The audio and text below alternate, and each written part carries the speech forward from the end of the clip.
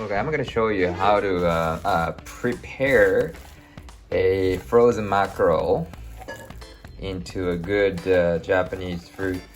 This is like very typical frozen, low quality mackerel. This will turn into very tasty Japanese food.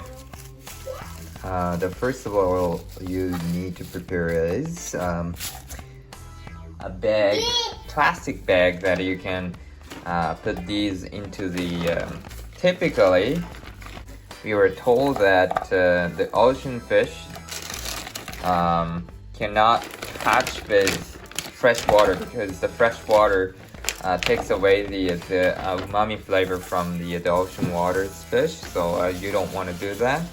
But it's only there is a few exceptions. I'm going to show you after, but anyways, you don't want to you soak your salty water fish into the fresh water for too long. The bag is fine. Make sure it doesn't have a hole on it and also doesn't have any smell to it.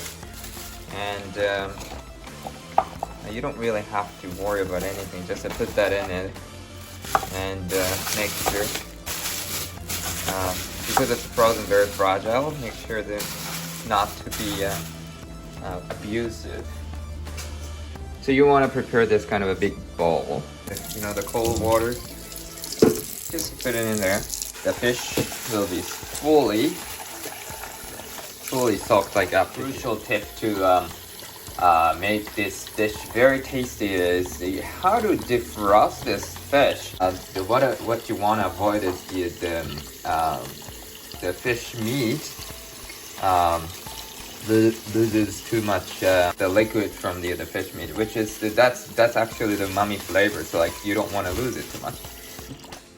So this method is actually, if it's in Japan, because it's outside is not that cold, you want to put the ice cube in it. But it's in this case, we are in Winnipeg. Outside is actually colder than the refrigerator. I'm gonna just take this whole thing outside and then sit it for maybe 4 or 5 hours and fully defrost. Something like that is just to keep it in outside, and the water wouldn't get frozen in only 4 or 5 hours, so just to leave it like that.